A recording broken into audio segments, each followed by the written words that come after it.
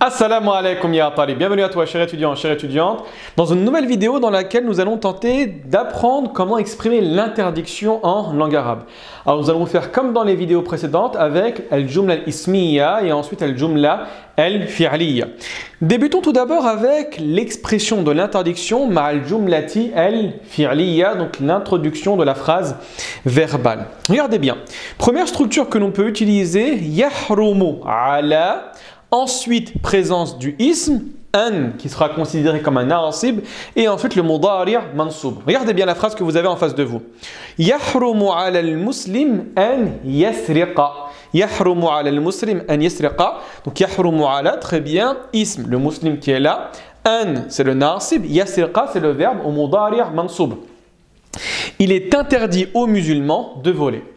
Deuxième phrase que l'on peut voir, la yajouz, peut-être c'est un mot que vous entendez énormément en langue arabe, qui signifie tout simplement il n'est pas permis, il est interdit.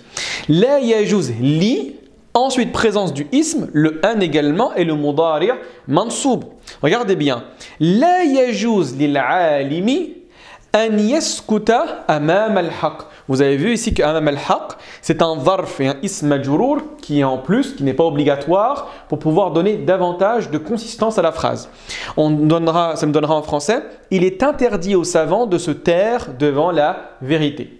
Poursuivons avec un nouveau type de phrase. Naha, ensuite fa'il, an obligatoirement. Naha, j'utilise constamment avec la particule an et ism majrour.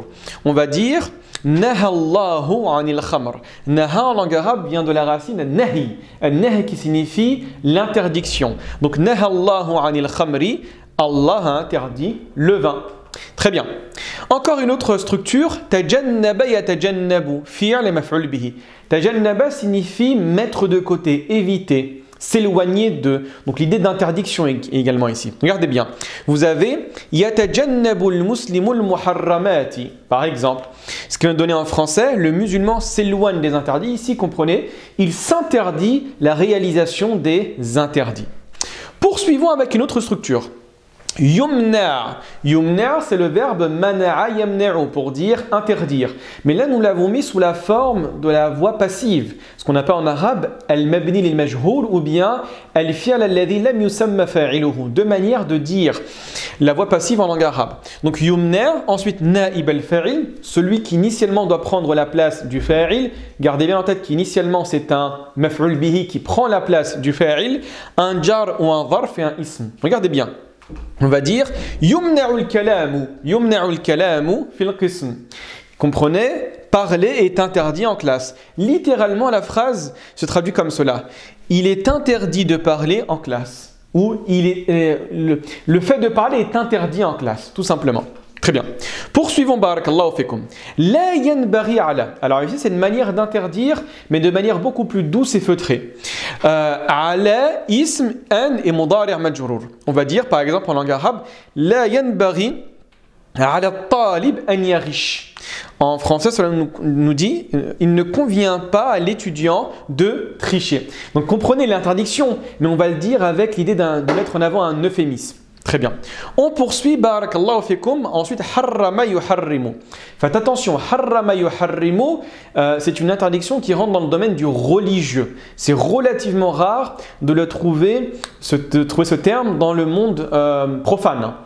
On va dire harrama, fa'il maf'ul bihi, ensuite ala, et la personne pour qui c'est interdit. On va dire harrama Allahu riba ala nas. Ou yuharrimu Allahu riba ala nas, par exemple. Dieu a interdit à l'humanité l'usure, par exemple. Très bien. On poursuit maintenant avec le jumla al-ismiya. C'est assez similaire à ce qu'on a vu dans les cours précédents.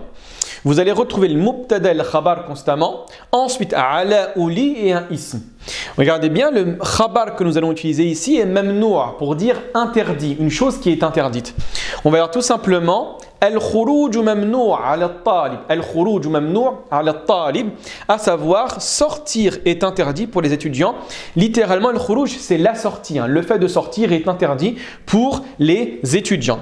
On avance, barakallahu fikum. Toujours le mubtada avec un khabar. Par contre, ici on dira ghayru jaiz pour dire que ce n'est pas permis. Jaiz est permis, ghayr jaiz, ce n'est pas permis. Fi ala ou le li avec un ism.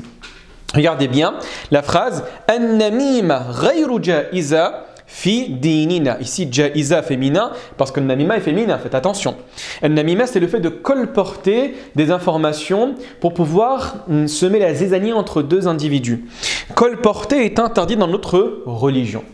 On poursuit, barakallahu fikum. Toujours, mubtada khabar, haram. Tout à l'heure, on a dit que harrama yuharrimu, c'est l'idée d'interdiction dans le domaine du religieux. Ala, et ensuite la personne pour qui c'est interdit. On va dire, regardez bien, al-qatlu haramun ala al-mu'min. Al-qatlu haramun ala al-mu'min, tuer est interdit pour le croyant. Donc c'est une interdiction dans le domaine religieux. Haram, voilà à quoi fait référence ce terme. On poursuit avec toujours le mubtada. Par contre, vous allez mettre min et ensuite muharramat parmi les interdits. Regardez bien, ashirku min al muharramat, tout simplement. Ce qui signifie en français, le polythéisme fait partie des interdits. Voilà, nous sommes arrivés à la fin de ce cours en espérant qu'il vous ait plu. N'oubliez surtout pas de télécharger l'ensemble des PDF directement dans le lien dans la description. Wa barakallahu fikum, wassalamu alaikum wa rahmatullahi wa barakatuh.